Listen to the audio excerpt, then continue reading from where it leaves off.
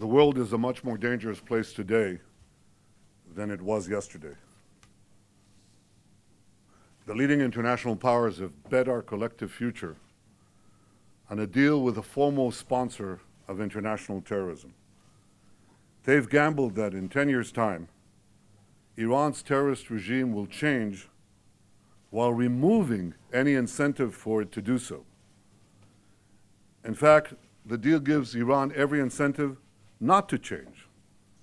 In the coming decade, the deal will reward Iran, the terrorist regime in Tehran, with hundreds of billions of dollars.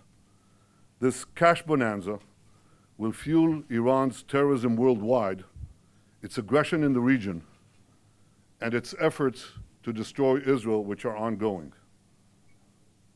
Amazingly, this bad deal does not require Iran to cease its aggressive behavior in any way.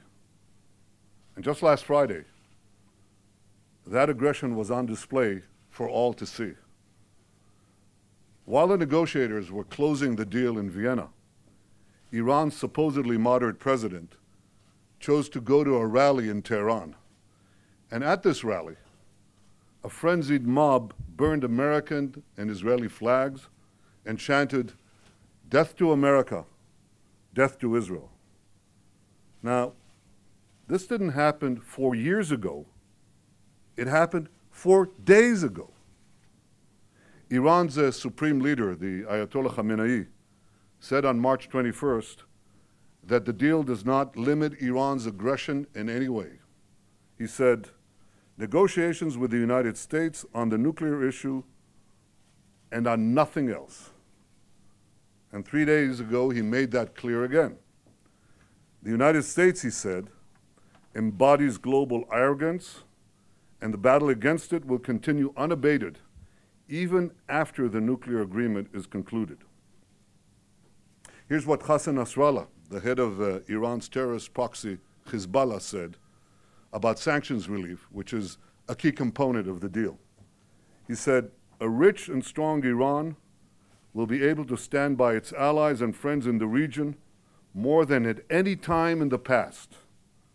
Translation? Iran's support for terrorism and subversion will actually increase after the deal. In addition to filling Iran's terror war chest, this deal repeats the mistakes made with North Korea. There too, we were assured that inspections and verifications would prevent a rogue regime from developing nuclear weapons. And we all know how that ended. The bottom line of this very bad deal is exactly what Iran's President Rouhani said today. The international community is removing the sanctions, and Iran is keeping its nuclear program. By not dismantling Iran's nuclear program, in a decade, this deal will give an unreformed, unrepentant, and far richer terrorist regime the capacity to produce many nuclear bombs. In fact, an entire nuclear arsenal with the means to deliver it. What a stunning, historic mistake. Israel is not bound by this deal with Iran, and Israel is not bound by this deal with Iran because Iran continues to seek our destruction. We will always defend ourselves.